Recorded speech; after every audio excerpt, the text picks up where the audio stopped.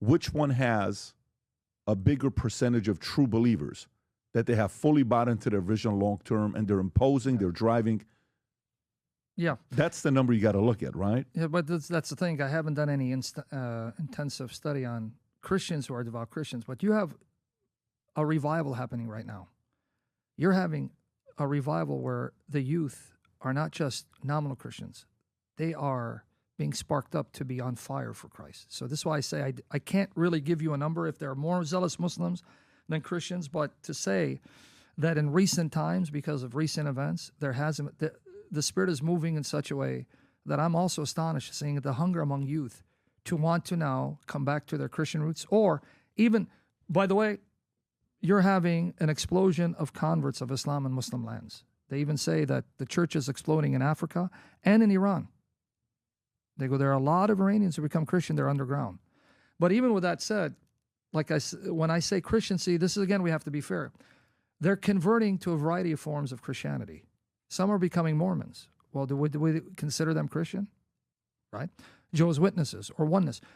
So to say how many are zealous, I'd have to look at the statistics, but from my own experience seeing online, I'm seeing the youth come in droves on fire to reclaim their Christian faith and on fire for Jesus. I'm seeing it. When I was doing it in the late 90s, early 2000s, it wasn't the way it is now. So the YouTube is having whatever, not just YouTube, but you get what I'm saying. Having a huge impact.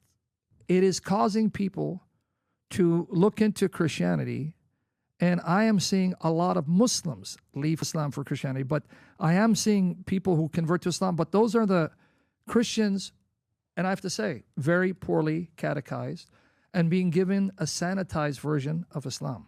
Because I've interviewed people who said, I became a Muslim 5 years ago, but then I found such and such or such and such, and I saw and I was shocked that this is what Islam teaches. I can't be a Muslim anymore. Because they give you a sanitized version of Islam.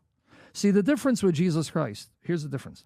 The more you get to know Muhammad and his teaching, the more repulsive it turns out to be. The more you get to know Jesus, the more irresistible he is. The more you fall in love with him. He is beauty in the flesh.